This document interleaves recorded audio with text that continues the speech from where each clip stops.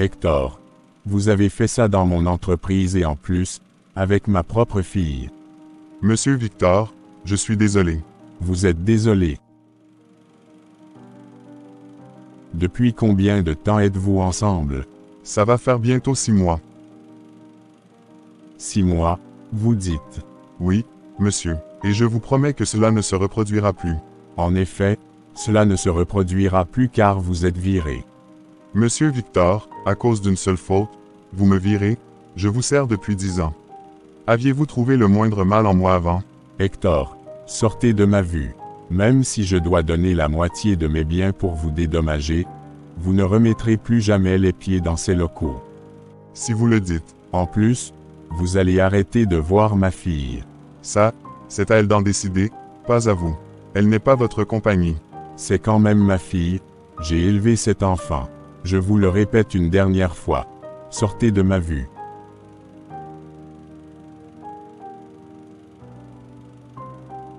Helena, qu'est-ce qui t'a pris?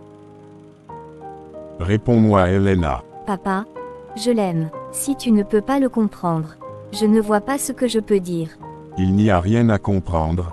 Le fait que ma fille de 22 ans couche avec un homme de 34 ans, marié et en instance de divorce. Le pire dans mes locaux. Ok, je peux comprendre qu'on n'a pas bien fait, mais tu n'étais pas obligé de le virer. C'est moi qui lui ai déclaré mes flammes. Attends, pendant qu'on y est, tu es à la base de ces problèmes de couple, Helena. Oh non. Papa, tu as oublié pour toi et maman dans l'entreprise de grand-père. C'est le jour et la nuit. J'avais respecté les locaux de ton grand-père. De plus, nous étions deux jeunes qui s'aimaient tendrement. Aujourd'hui, nous pouvons dire que nous avons réussi notre vie de couple. Pour vous, c'est différent. Je te remets ma démission, papa.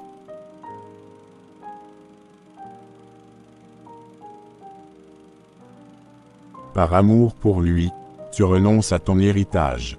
C'est bien ça. Oui, s'il faut renier tout le monde aussi, je le ferai.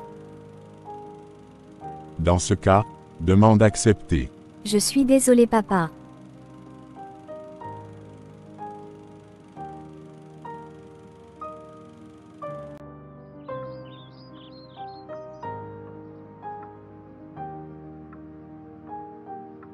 Jacques, j'espère que tu es conscient de ce que tu as fait. Junia, qu'est-ce qui ne va pas? Tu oses me demander, qu'est-ce qui ne va pas? Tu m'as laissée toute seule en attente de mon voyage, pendant que tu étais au parc sans même me prévenir. J'ai attendu pendant longtemps et tu n'es même pas revenu avant mon départ. Je suis désolé, Junia. J'avais juste besoin d'un peu de temps pour moi-même et je pensais pouvoir rentrer à temps.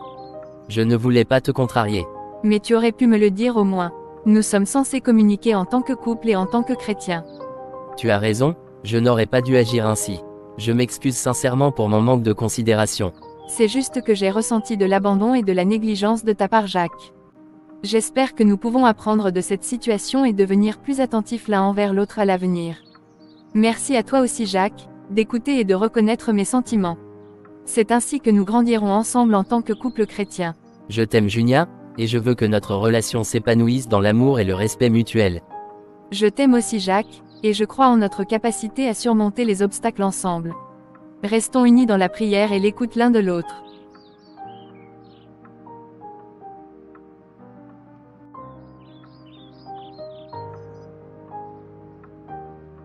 Junia, pourquoi veux-tu tout centrer sur la prière et la chrétienté? Parlons et agissons comme un couple normal. Depuis quand était-il venu à l'idée qu'un couple qui prie n'est pas normal? Je voulais dire que tu n'es plus obligé de terminer ta phrase par la foi, la prière ou quelque chose de ce genre. Tu as dit que je ne suis plus obligé de terminer mes phrases par la foi, la prière. Tu viens de me demander de renier Jésus ou c'est moi qui ai mal compris? Pourquoi en faire tout un plat? Arrêtons cette conversation. Ah oui, mieux vaut qu'on arrête ça.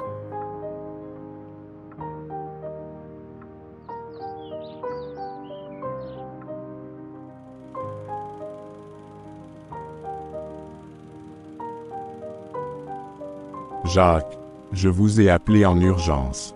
Monsieur Hector a été démis de ses fonctions, donc j'ai besoin de quelqu'un capable d'assurer la direction pour nous pendant 3 mois, le temps que nous prenions une décision finale et commune. Je sais que cela semble rapide, mais nous devons avancer.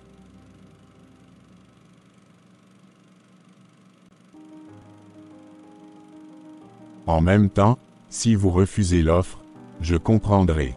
Si vous avez besoin de réfléchir, je n'ai aucun problème, vous me donnerez votre réponse la semaine prochaine.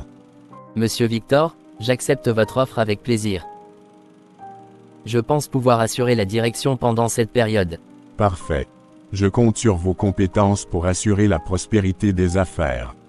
Je vais m'absenter un moment, à mon retour, j'attends des nouvelles positives. Je ferai de mon mieux. Très bien, vous pouvez partir. Vous commencerez la semaine prochaine comme le nouveau directeur. Merci Monsieur Victor. C'est fait, merci. Bienvenue au sommet, Jacques. Pourquoi avoir fait ça pour moi? Des hommes comme moi ont le talent de repérer d'autres hommes talentueux dans ce monde et de les pousser vers le sommet. Je ne comprends pas. Écoute-moi Jacques, nous les hommes sur Terre, sommes simplement des pions entre les mains des entités supérieures. Les âmes les plus faibles sont des cobayes, ils ne comprennent rien. Suis-je une âme faible, Zokora? Tu l'étais, tu ne l'es plus, tu es du bon côté maintenant. Hector en est une, le pauvre, il est simple. Ce monde n'est pas fait pour ceux comme lui. Beaucoup de gens prennent des décisions étranges, croyant être maîtres de leur destin. Ils commettent de graves erreurs en pensant ainsi. Hector Saint-Il ne savait rien, veux-tu dire? Il savait sans le savoir. Rien n'est logique dans ce qui est arrivé à Hector. Il vient d'être nommé directeur, et il a eu des relations intimes avec la fille du PDG dans les locaux de l'entreprise. Quelqu'un peut toujours tenter d'expliquer cela afin de le rendre rationnel. Cependant, un fait est certain, la motivation de cet acte vient d'autre part. Cela me peine profondément, c'est mon ami quand même. Il était ton ami, seuls ceux qui te ressemblent peuvent réellement être tes amis à présent. Pourrais-je subir le même sort qu'Hector? Dans ce monde, la raison du plus fort est toujours la meilleure.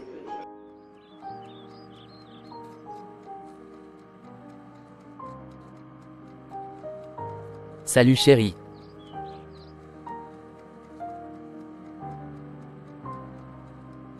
Salut Jacques. Comment s'est passée ta journée?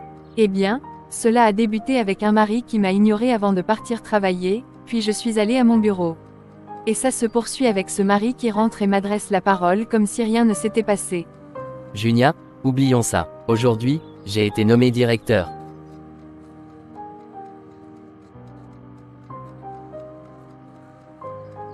Je ne m'attendais pas à cette réaction de ta part concernant ma promotion. À quoi exactement t'attendais-tu? En réalité, je pensais te voir contente, heureuse pour moi et pour nous. Et pour quelle raison? Habituellement, la femme se réjouit du progrès de son mari. Elle est contente quand il réussit à augmenter ses revenus. Jacques, tu n'es pas au fait de toute la théorie sur la femme. Et qu'est-ce que l'autre partie dit? Oui, la femme est heureuse quand son mari gagne plus, mais elle se sent épanouie et comblée quand il se montre plus attentionné et affectueux envers elle. Je n'ai pas choisi d'épouser un directeur, j'ai choisi un homme qui m'aimait et qui me montrait son amour pour Dieu. Une femme n'a pas besoin d'un mari riche si elle ne se sent pas comprise. C'est là toute la théorie. Je ne te reconnais plus, Jacques.